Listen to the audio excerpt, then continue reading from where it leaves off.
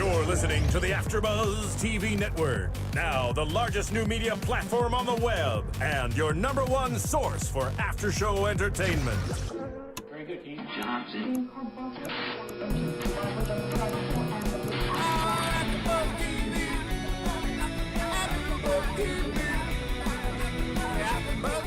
From the AfterBuzz Studios in Los Angeles, California, presented by Maria Menounos and Bing.com, and streaming live thanks to Akamai Technologies, this is AfterBuzz TV's America's Got Talent After Show. We'll break down tonight's episode and get you all the latest news and gossip. And now, another post-game wrap-up show for your favorite TV show. It's AfterBuzz TV's America's Got Talent After Show. Yeah. We're doing it creepy tonight. Yeah. Get it now. Everything life that is All right, welcome to AfterBuzz TV, America's Got Talent. I, as always, am your host, Kaori Taki. Joining me, as I'm always, Daniel Weiss. Yes. Lovely as always. In the booth, we have Kevin John. Absolutely. Hey guys! That's Kevin John. We're going to go right into this. Tonight, we had another lackluster episode with a couple nice tidbits sprinkled in there. Yeah, I would say lackluster pretty much sums it up. It was quite less than impressive, and honestly, with our intro there, dancing the Backstreet Boys, I think that would have been able to make it tonight. Right, we would have made through it. Yes. To next week. Let's briefly talk about last week. We did not cover who got voted through, and I thought that it was a weird night. Yeah. I'll be honest, I don't remember too much of what went through. I know Kenichi went through. That's a shocker. Absolutely should have. And then there were a couple that I was whatever about. The kid who did opera went through. The choir went through, which I guessed. That was my prediction, was that the Military Wives Choir was going to go through, even though they didn't deserve to. But they did. Who in and that's America fine. had a dry eye when that choir was singing? Me. Okay, was other than boring. you. Lots of people. All right, but at the end of the day, we know why they went through. We know exactly why they went Yeah, through. yeah. But that doesn't say their talent. Their talent for picking husbands that go to the army. Oh, okay, I think you're not giving them enough credit. I do agree with you that is their, I don't want to say shtick, but that is their niche, is the fact that they're all married to, they're military wives. So that is their niche, but I think that does distract a little bit away from the fact that they can sing, hold a note, and harmonize beautifully as a choir. Now, should they went through? I don't think so, but I'm giving them credit. 100%. In my mind only, which is a very scary place, but 100%, if they did not have the backstory that they are all wives of military men, they would not have gone through. I agree with you. I cannot dispute that. I 100% agree with you on that. Obviously, that captivated the hearts of America, and they probably almost felt obligated to vote for that, because just think of the men and women. How many people across the nation know somebody that served, has a family member that served, a friend. Everyone knows someone and has an emotional attachment to that. So I think they got the emotional vote. Right. Not the talent vote, but the emotional vote. Right. And then a fourth person went through. I don't remember. So that's what happened. I don't remember either. So I guess that sums up whoever that was in their performance. Right. Well, let's go on to tonight. We opened the show with the Three Penny Chorus and Orchestra. They did We Are Never Getting Back Together, or whatever the actual title is, by Taylor Swift. So their whole thing pretty much is doing pop songs, but in a choir orchestra, more of a classical way. And we first saw them do Call Me Maybe, and now they are back. They sang We Are Never Getting Back Together. Kevin, what did you think?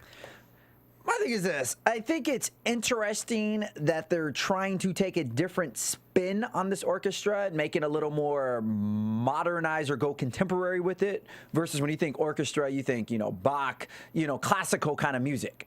And I like the fact that they're taking a chance with that, but it plays way too comedic. Like, when they were singing the Taylor Swift song, I was laughing the whole time. I wasn't in awe of their great performance. I thought it was hilarious, that the fact that they were singing it in this kind of way. So I personally don't think they're going to get passed through. I think they're creative, but it just did not hit for me talent-wise.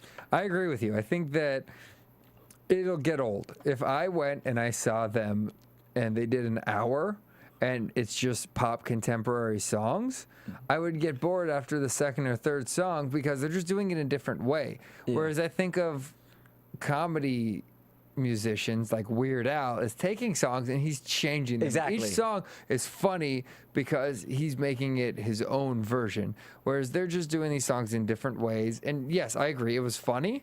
I don't think that it was a great song. If it's not to be taken seriously. You can't go and go, oh, this is a really good version. As we saw someone that we'll talk about later, but there was a singer that did her own version of a well-known song, and she did it phenomenal. Great. But this was not that. This was comedy, and if they're going for comedy, fine, but then step it up, because the first time they performed, they did the exact same thing with a different song. If you're going to do that, step it up, and I don't think that's what they're going to do. You know what song I would like to see them do? Get Low by the Yin Yang Twins. That would be funny. To the window. Yeah, something like that. That would captivate be funny. Something that's completely off genre for them. I was saying that if they do go through somehow, because this season, there's no way to predict what's going to go through. But if they do somehow go through, I have 4 words for you. B-O-O-T-Y. Oh, God. Oh, God. The B-O-O-T-Y. Could you imagine if they come out and they start like, oh, that B-O-O-T-Y? I think it would actually be more interesting if Tone the Cheek Rocka, while they were doing it, came out and made an appearance, and they had like the lowrider and all that. Like if they came out in robes and started singing, and then they just took their robes off and had like some like chains and white tees, and just maybe I'm getting a little exuberant with it. I don't think you are. I think that's a good point. Even if it's not Tone the Chief Rocka, that would be funny if they did it up, even though they're still classical, but they come out and they do something like the Yin Yang Twins and they have chains and they do it all out, but they're still doing it classical. Make a show of it. Exactly. And if there's one thing that has really been playing well, it's the element of surprise this season. And I think that alone, if they did something like that, great element of surprise, I may even vote for them to go. Well, it's like, I think Howie said, I forget which one of them said, they had the element of surprise the first time, and now it's gone. Yeah, you got to keep it. Same thing with some of the opera singers. Okay, you're this guy who doesn't look like you can sing opera, and then you sing opera, and then great. And that's why now what? Forte went through, because they're just really good on top of their story. Exactly. So that's what you have to do. So let's move on to Chloe Chanel. We have an 11-year-old country singer. She came out.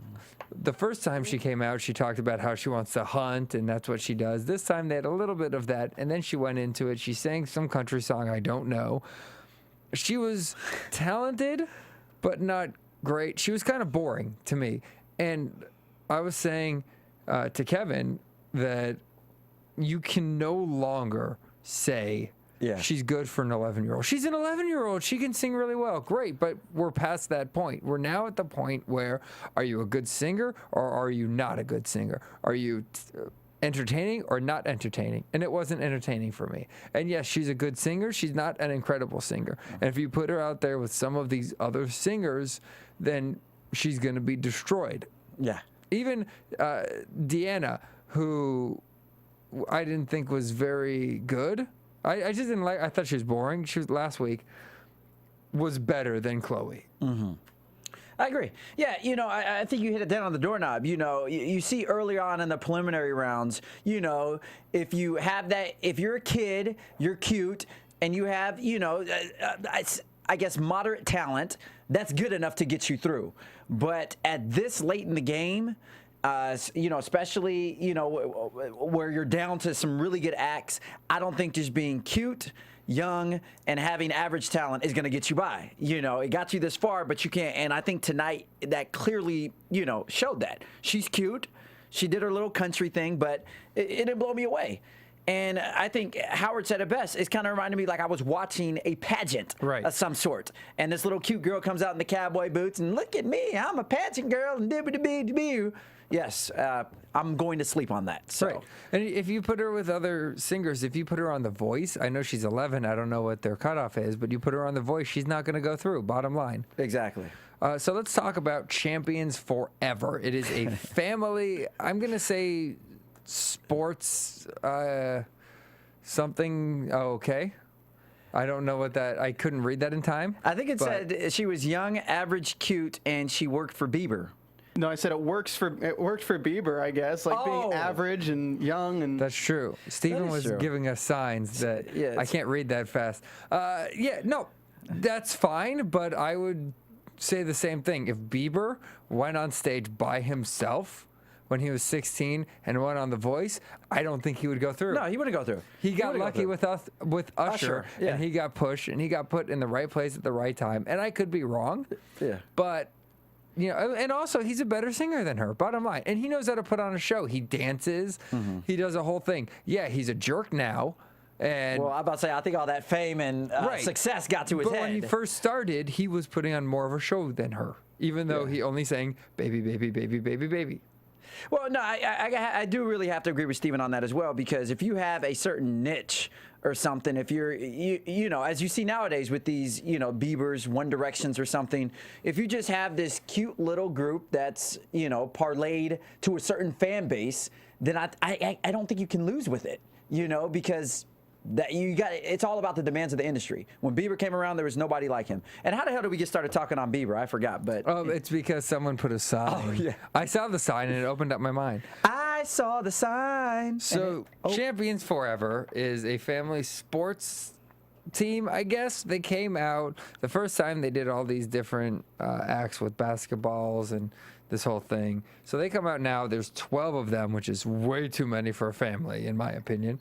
Some of them were on unicycles, like tall unicycles.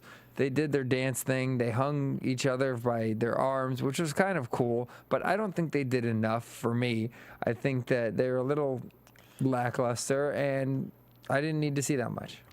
Yeah, it was a dud. It was kind of like if I was watching the Harlem Globetrotters at the circus and, you know, just trying to put together an act of some sort on unicycles. Now, I thought the unicycle was creative, but I think this story is more about it's the family. It's a family, and they have 12 or a dozen or 30 kids. They got like 2 hockey teams, and they're just doing that. Now, if you knew beforehand that wasn't 2 parents and that wasn't a family of their kids, you probably wouldn't be as impressed with it. I think the only reason why it's somewhat impressive or why it's somewhat caught on with America is because they're a family, and it's a family show. You know, they put on a show encompassing everyone. But outside of that, I was like, okay, whatever. I agree. Moving on. Sensation. These were 3 dancers that came out with. Originally, they came out with boxes. They had video projections on the boxes. They dance. They go to the music and they go to the video. This time, they started really well for me. They came out. They were interacting with the projections. They had stuff spilling out of the boxes. They had their suits light up, but very quickly, one of the 3 guys, his suit went off.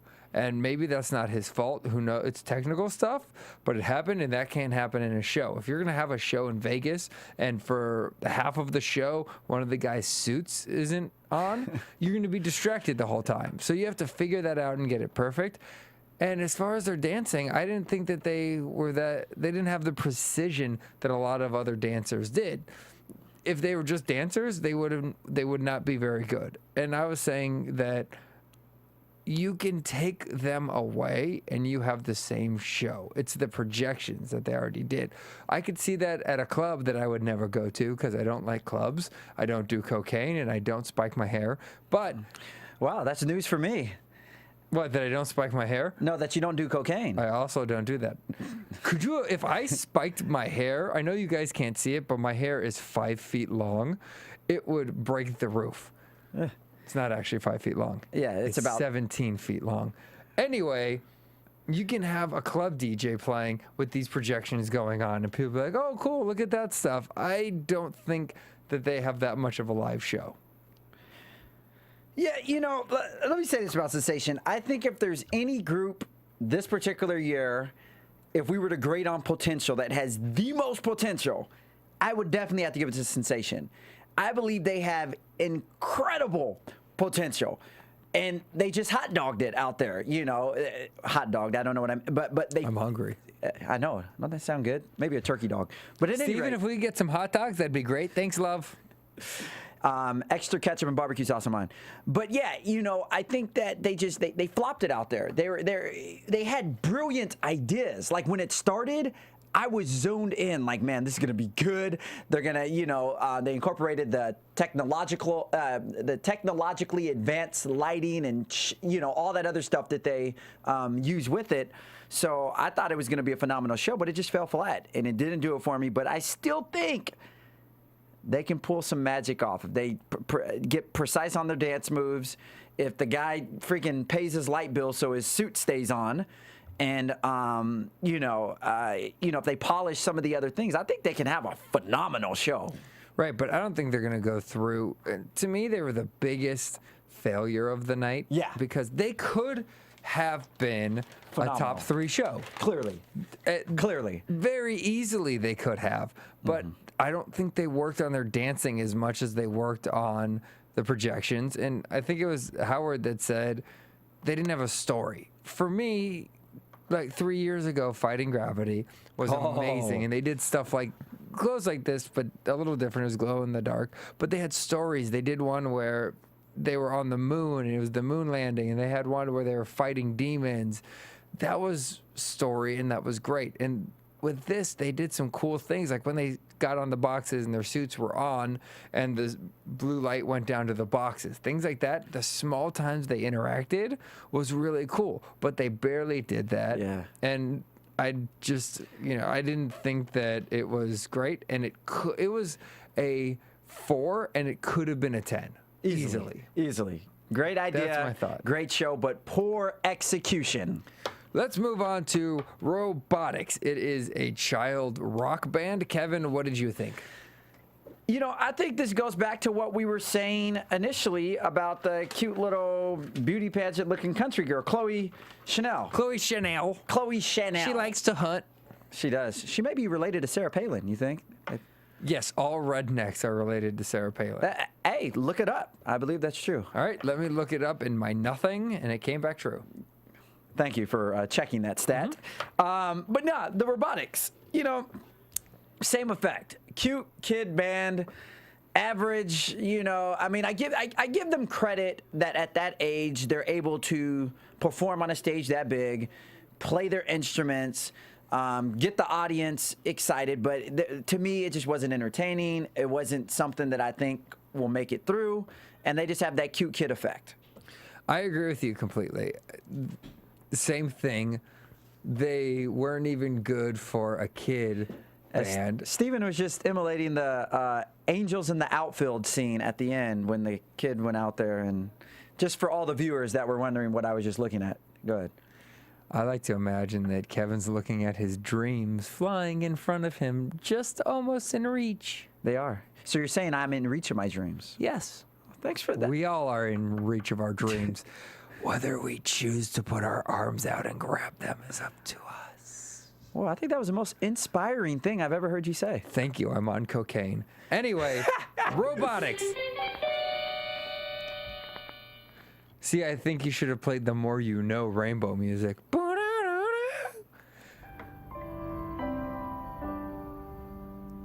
Thank you. Keep that in handy. I'm going to have some more gems. Any hoozles, I thought that they were just a kid band. Yeah. Like you said, okay, if you put them up against, in a talent show against other 10 to 15-year-olds, great, they'll probably be really good. But if you put them up against the, American, whatever they were called, the Army military band that didn't get through. They're not as good as them. They're just a kid band. They're talented with the instruments they play. I thought the singer drowned herself out, and it just wasn't anything good. I didn't like it. No, thank you. You know what I did like? Movies. Do you like movies? Do you at home like movies? Yeah. If you enjoy watching things, thank you, child stuck in the speaker system. If you enjoy watching things from your home without even having to get up, you can play World of Warcraft, hit pause, watch Serial Buddies on iTunes. You can rent it. You like it? Watch it for $4.99. You love it. $1 more. $5.99. You own it. You play a little WoW, you watch a movie, you get back to WoW, you tell everybody that you're playing with that you watched this amazing movie, and they're all going to say, wow. I was wowed by that movie. You should be wowed by that movie. Everyone should be wowed by that movie. I'm still wowing over it. It has so many people to wow over. Have you ever played World of Warcraft with Doc Brown? Yeah! No, you haven't. That's the point. Well, maybe in his imaginative mind, he did. Maybe in his fan fiction, but we have Doc Brown himself, Christopher Lloyd in this. We have Reverend Jim from Taxi, Christopher Lloyd in this. We have my favorite Martian, Christopher Lloyd in this. Seriously, is Christopher Lloyd play every character in this? No, but every character plays Christopher Lloyd. As it always should be. Absolutely. We got Artie Lang. We have Henry Winkler, the principal from Scream. We have Gian Molina, Hal Rudnick, Maria Menounos herself. Wow. We have a ton of people. Check this movie out. You will not be disappointed. Now, speaking of great things, let's move into Timber Brown. Timber Brown, to me, was the act of the night. He is, I don't even know what to call him, an aerialist, an acrobatist, I don't know. Normally, he's a freak that defies gravity. Right. He normally comes out and he does amazing moves on the pole, like a lot of college girls that have kids. They're just doing it to get through so they can be lawyers is just talent on the pole. But he was great with that. But he started off midair. And he just started going for it right away. And we talked about this last week with the balloonist.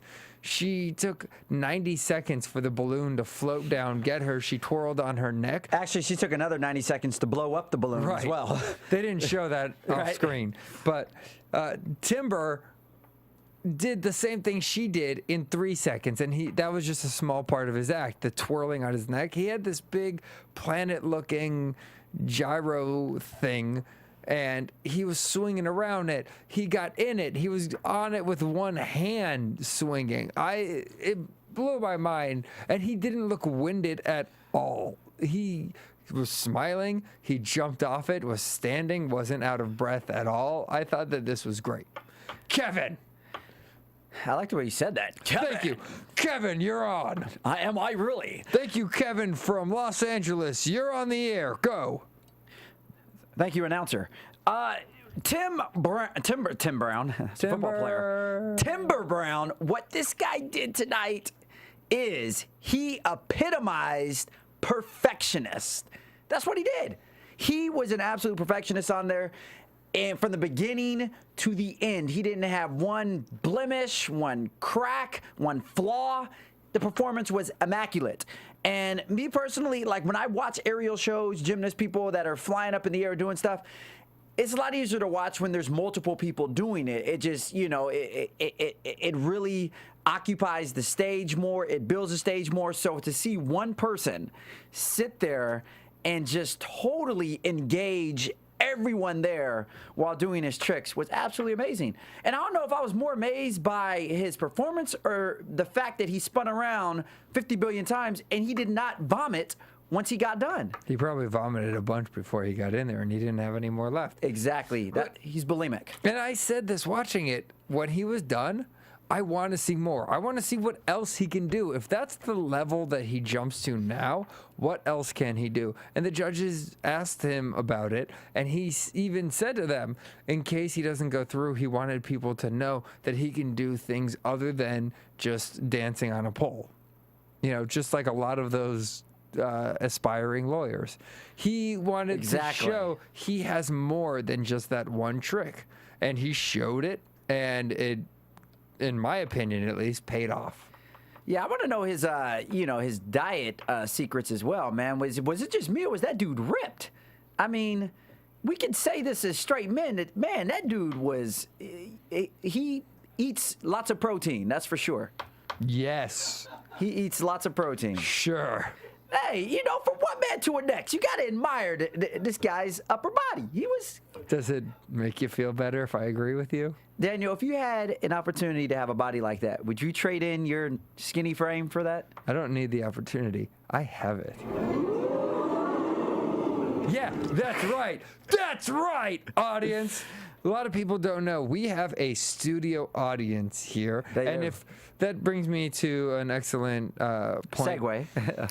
If you would like to be part of an AGT AfterBuzz studio audience, please email Kevin John and tell him that you would love to be part of the audience. Absolutely. That's right, guys. All you have to do is email him at CRAIG Ferguson at AOL.com. And there goes my mic. There goes your right. Yeah. Am I not allowed to give out Craig Ferguson's imaginary email that I made up? You're not. But you can give out your email because we know you do run an escort service. I do. Anyway, let's transition now to Cami Bradley. She is a singer. I will tell you right away, I was not looking forward to this. I thought she's going to come out. Okay, she's going to be a singer. She's talking about how she's shy and all this stuff. And she's just going to sing her song and fine. And she started to sing, and she had her piano, and she sang Cher's Believe or whatever it's called. And she was great. Kevin, you go. My favorite performance of the night. By far, favorite act of the night. This girl came out there, owned it. Now this is how you do a rendition of a song, all right? You come out there, you do the song, and you make the song your bitch. Cami made that song her you-know-what, all right? She came out there. Her medieval lamp. Her medieval lamp, yes. She made it her female dog, all right? She came out and just belted it away, and she did it in a way to where even if you weren't a fan of Cher's Believe, who by all means necessary is a legend, if you're not a fan of Cher's Believe, she made you a fan through this song. And it was just the melodic flow of her voice, the way she played the piano. It was soothing. It was entertaining. It was music to my ears. Loved it. Female dog all day, every day. She was great. She did a song that could be really tough because Cher did use the vocoder in the chorus. The vocoder? Yeah, it's the original, what's it called, that T-Pain uses. Oh, you're talking about the synthesizer?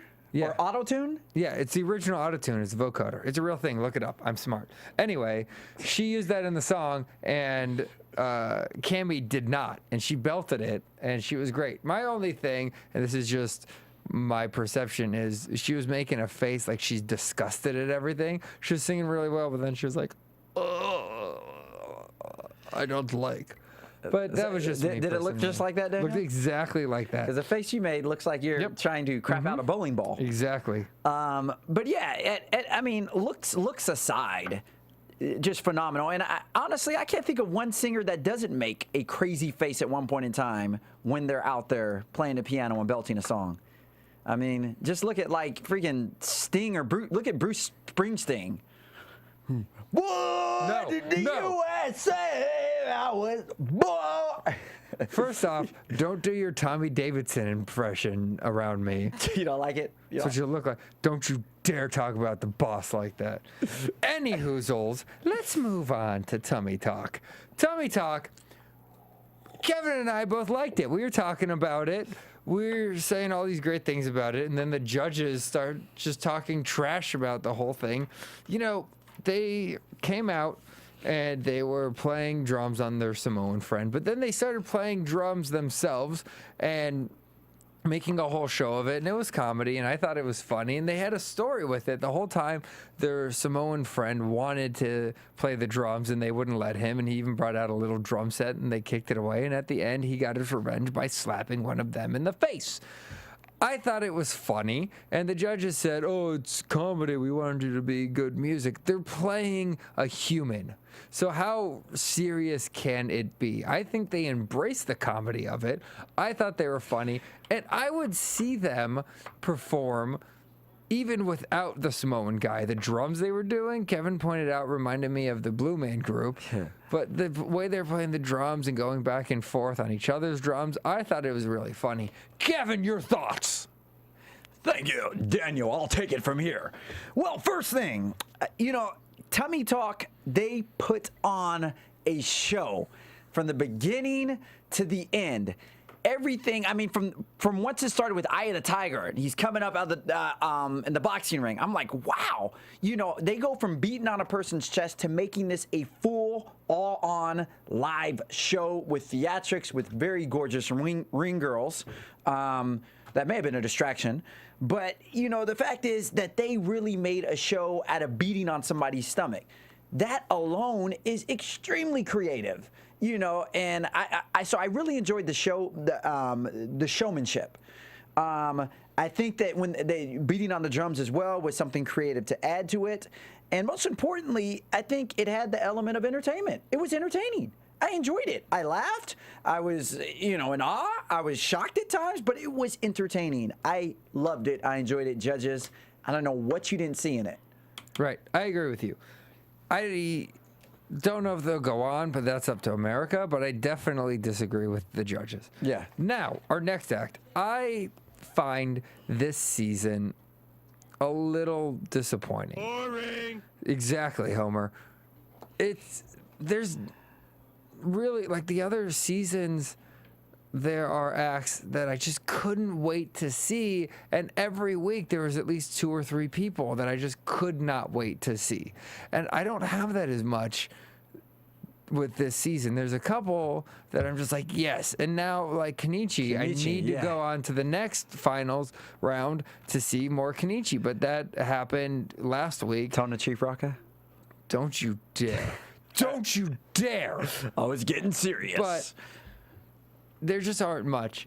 However, our next act, Taylor Williamson, is one of the few that I see he's performing and I get excited. And I think everything he's done has been great. He is a comedian. He has his own personality. He is hilarious. And he came out tonight, and I thought he was hilarious. He had great material. He has an amazing stage presence. He can tell jokes from the 70s that you would tell in kindergarten, and I would laugh at it.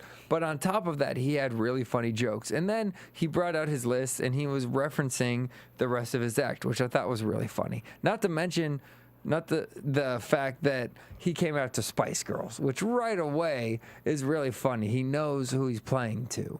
And I thought he was really funny. And before we even get into the judges, what did you think? I'll say this. I guess in response to him saying jokes from the 70s or 80s, I agree with that. This guy could sit there and tell me knock jokes, and I would sit there and laugh. He knows his comedy to a T. He has great comedic timing, great delivery. I honestly kind of want to say I think he geniusly does his character and his comedy. He's really content with that. With that being said, I don't think that he did some of the funniest material tonight. I think the gift that he has is that he can make something that's just mediocre hilarious by his delivery and his sarcasm or tone of voice. But I do believe he has a lot more funnier material.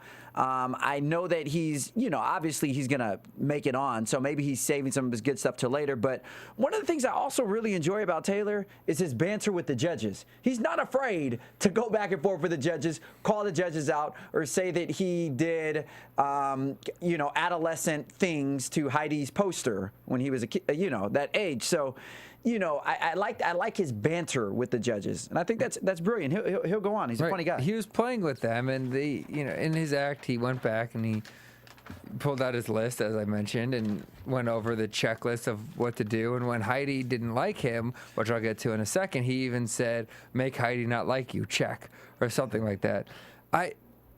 The judges were kind of split.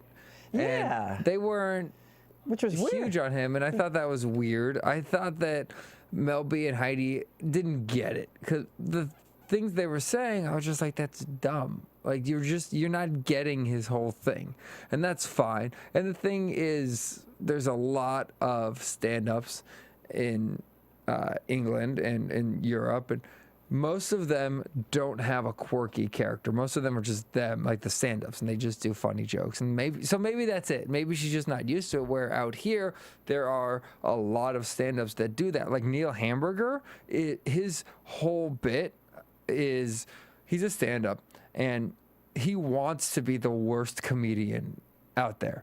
And he has terrible jokes. He will say jokes that don't even have punchlines, but this man will have you on the floor laughing because of his whole personality, because of his character. So that's what Taylor has. I would see him in a second. In fact, I will go and I will look to see when he's performing. He is hilarious, and I think beyond this show, I think he'll definitely go on, but even beyond this show, he has a career. And I am saying this, mark my words, we have this down on an 8-track tape. Mark my words. Mark my words. You're about to hear an ABTV exclusive. That's correct. Daniel Weiss exclusive. This is an exclusive. In a year, and it's an exclusive thought. It's not even things that I know for fact. Are we doing this bit where we're just AfterBuzz TV we are. Exclusive. Break it down. The following exclusive is brought to you by Daniel Weiss's Exclusive. If you want to know something straight from him and no one else knows, go to Daniel Weiss Exclusive. My exclusive, which is merely a theory, is within a year, Taylor Williamson will have his own sitcom. He's a hilarious guy. He's really funny. You're going to see him on TV. So you think that he can actually carry a sitcom? Absolutely. They'll give him, here's my suggestion, what to do with him. Most sitcoms, you kind of, not all, but some of them you kind of need that energy, that high energy, at least from the main character. I could see him as a funny, friend of the main character or the comic relief in the sitcom, but one actually based around him. See, I disagree. Ray Romano has low energy, and his sitcom lasted a very long time. It's just the person, it's the character. And here's my suggestion. You have him on there with a funny, skinny, tall guy with shoulder-length brown hair, and you just have them go back and forth like a really funny guy. That description oddly matches Daniel Weiss. Well, they should get him. I don't know if he's available. He's a very successful actor, but if they can find him, they should definitely get him. I heard he does cocaine every Tuesday night up in Encino. That's probably true. But if NBC, you're out there listening, as we know you are, you can probably find Daniel Weiss on Facebook and on his email. So, if you ever need him to be in a sitcom with Taylor Williamson or any other sitcom, just let him know. Anyway, that's the exclusive. That's the exclusive. Moving on! Aerial Ice. Aerial Ice was a group of 4 or 6. I don't remember. I don't care. They dance on ice, which in this case is not even ice. It's synthetic ice. It's a material that's smooth like ice. You can use it the same. They dance on it. They have people in the background dancing. Last time I thought that it was better because they went in the air, and then the people in the air came down and they ice skated. This time they just had people in the air and then people ice skating, and it was separate. I don't think it was very much of a show. There wasn't anything amazing to me. It was a little boring. They're talented, definitely, but it wasn't anything that I was super interested in. Kevin! Daniel, thank you for the handoff there. Aerial Ice, I'll say this. I think they were really good. They were great. And the reason I say they were great is because, first of all, how many acts do you see of theirs while you're messing with your microphone? That was fun. Maybe we can make a song to that. But you don't see many acts of this in something like this. It kind of reminds me of something like Disney on Ice or something like that. So I like the element, first of all, that we haven't seen it. And also, I think they were really in sync with each other. They were really precise. And even when dude was spinning that girl around, there were some times when I was like, man, that girl's about to crack her head. She was only like an inch or two off the ground. So it had slightly a little danger element.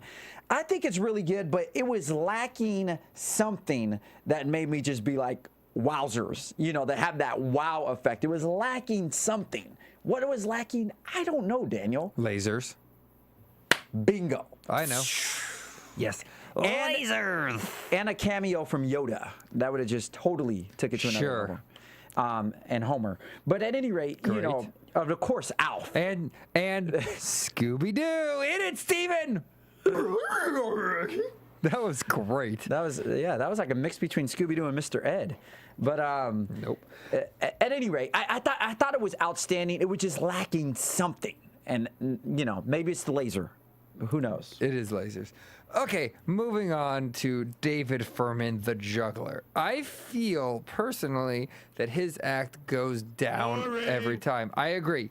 He started by having a balloon with a Molotov cocktail balancing on top, and those were on a stick that was in his mouth. He popped the balloon, the Molotov cocktail landed on the stick perfectly.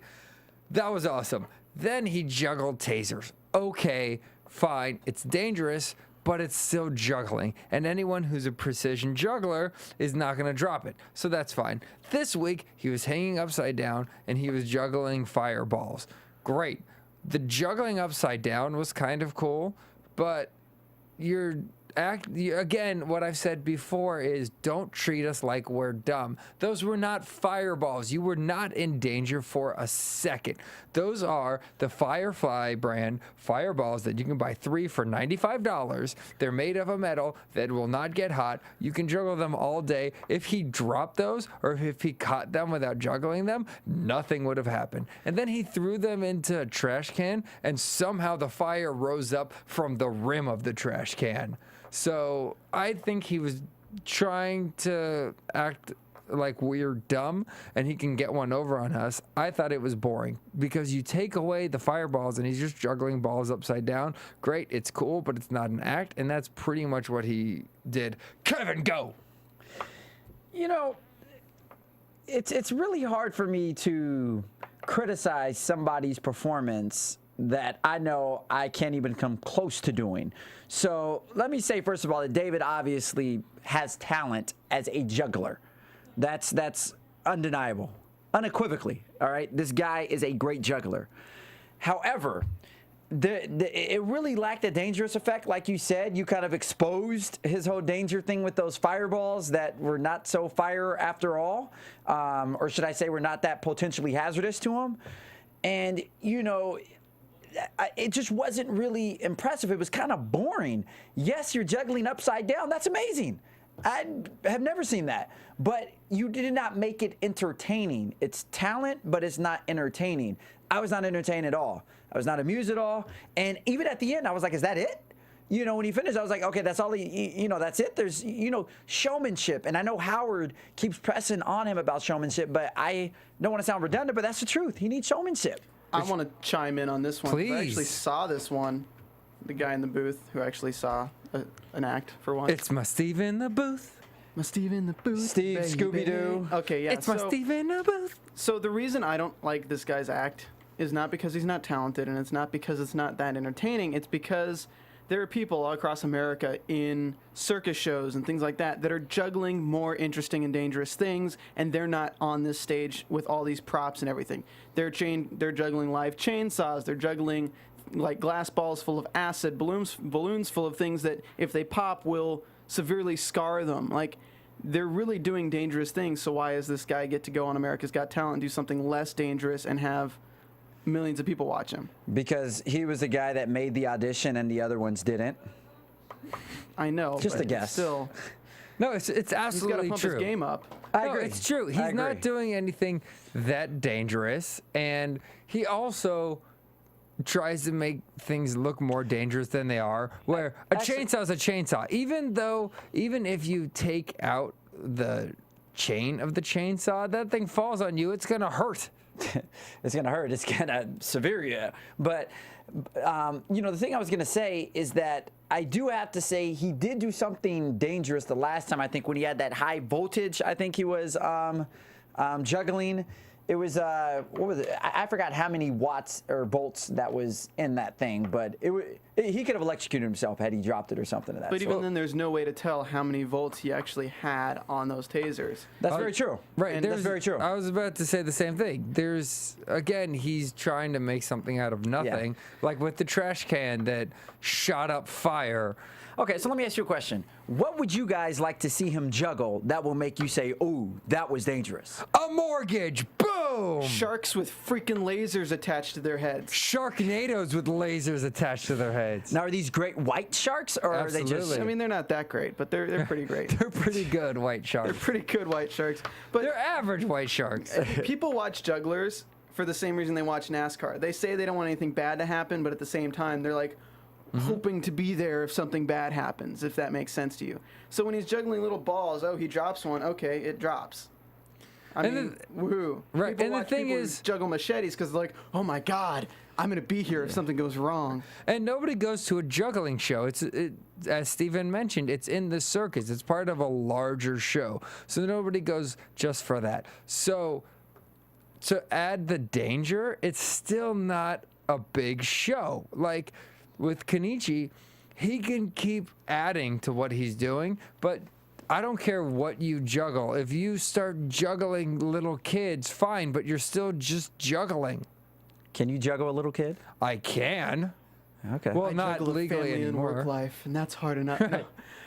You know what I juggle work and cars and soccer practice. I mean, you know what would make it actually terrifying is if it was just a man simply juggling with 3 balls, and they kept throwing more and more balls to him and said, if he drops a single ball, somebody's going to come out and shoot him in the face. Right, there you Like- go. That's like what they should straight do. up, like somebody's going to come out and shoot him in the face, but he's not juggling anything dangerous. Okay, that's I get you on that, but you know what? You just gave me an idea. What would have been super dangerous, and then we can move on. But it's if he was standing in gasoline, like there's gasoline all Yeah, around him. He there was you go. standing. Fireballs. So There then, you go. therefore, if he did drop one of the balls, I mean, his Right. pants are on Buddhist fire. monk. Exactly. That would have been dope. Take a gasoline can, pour some in a glass, light that glass on fire to show that it's real gasoline. I know, right? Then pour it in a pool at your feet, then juggle the balls. That would make it more entertaining. Boom. And again, for 3 minutes. And play Rage Against the Machine while you do it. And have lasers. Rally around the family with a bucket full of shells. That was worse than Kevin John's. Born in the USA, I was born. Oh, Kevin's having another stroke. Anyway, moving on to the last act of the night. Jimmy Rose, a country singer. Kevin, your thoughts? Boring. I'm going to have to dispute the boring because despite the fact I'm not the biggest country singer, despite the fact I'm not the You're biggest not a country singer, which I am not, but not the biggest Sing some fan country right now. singing. My baby left Nope, me we're done. when I had Cracker Jacks. Thank you My for cutting off his microphone mic. is all right. So, anyways, I'm not singing country anymore. Steven, why you do that to me? You lied. All right, I did. We all lie. So Jimmy Rose, the thing is, like I said, I'm not the biggest fan of country music, but this guy somewhat had me. I mean, first of all, I like the song that he sang. I think the rendition that he did of it was good. It wasn't Cami good, but it was good. And he has a great voice. I mean, I can see him as a country artist. I can see him being a very prolific country artist if given the opportunity. So it wasn't bad. It wasn't bad. I mean, he didn't knock it out of the park, but I thought it was good. I give it a thumb up. I would like to Daniel! I would like to give it a thumb up somewhere else. I didn't think it was very good. Oh, no! What? Like I'll go to a playground and say thumbs up. I thought that. Oh my God, a playground. That's even worse. There's kids there. Go ahead. What? Kids are awesome. I don't get what you're saying. Anyway, I have said this before. I do not like country music. However, I didn't like him either. It's country. Fine. Okay. I can't really say because I just really don't like it. And I didn't like him for that reason. So I can't tell you whether he's good at country or not. I'm sure he'll do well. I'm sure he's a great country singer. And as Howie said, we saw Marty Brown go through, who messed up his song and wasn't very good. So I would imagine Jimmy Rose is going through as well. If America loves him. America loves him. So, real quick, let's break it down, Kevin. I would like your predictions for who is going through. And now, your AfterBuzz TV predictions. All right, all ears on me. Okay, first of all, I'm going to start off with the obvious one. Timber Brown is going through. Cami Bradley is going through. Now, here's where it gets interesting. I think that now, these aren't necessarily the ones that I want to go through, but the ones I think that are going to go through. So, okay, so Timber, Cami, Jimmy Rose, I think he's going to go through.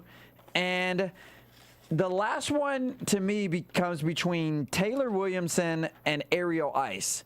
And I'm going to give Taylor Williamson the edge because he's just an overall great comedian, very likable, and I think America is going to fall, it's just going to love him, and they already do love him. Ariel Ice is a strong honorable mention, but yeah, those are my 4 out the door. You want some more? Go to 44. No, thanks. I'm good. Thank you, though. Well, whatever. Thanks for offering, but no thank you. Of course, I'm generous. I appreciate it, but no thanks. Thank you. Thank you, sir. Thank you. Thanks. Your predictions, Daniel Weiss. My predictions. Timber Brown is a shoo-in for me, I think. Cami Bradley, I'm gonna say Cami Bradley. I thought she was You have great. to think about it? Yes, because I think she'll be on the edge. We thought she was great. I just feel like there's gonna be people that don't necessarily agree, but I think she's going through. I'm definitely saying Taylor Williamson. He is going through, and I'm gonna say Jimmy Rose. I don't like him, but I think he's gonna go through. So, Kevin John, where can we find you at? You can find me on Twitter at HeyKevinJohn. You can also find me on Facebook, facebook.com/KevinJohnHost. You can also find me here on AfterBuzz TV and at your local bar. Great, he's an alcoholic. You can find me on Facebook at Doctor Who Live. Check us out. We have improv shows twice a month in LA. If you're not in LA, come join us. It's fun. Come out to LA. You can find Corey Taki in some gutter somewhere drinking herself into fun. For everybody here at AfterBuzz TV and America's Got Talent and Steven in the booth. Woo! Thank you guys so much. We will talk to you next week. From Bing.com, executive producers Maria Menounos, Kevin Undergaro, Phil Svitek, and the entire AfterBuzz TV staff, we would like to thank you for listening to the AfterBuzz TV network. To watch or listen to other after shows and post comments or questions, be sure to visit AfterBuzzTV.com. I'm Sir Richard Wentworth, and this has been a presentation of AfterBuzz TV. Buzz you later, Kevin! The views expressed herein are those of the hosts only and do not necessarily reflect the views of AfterBuzz TV or its owners or principals.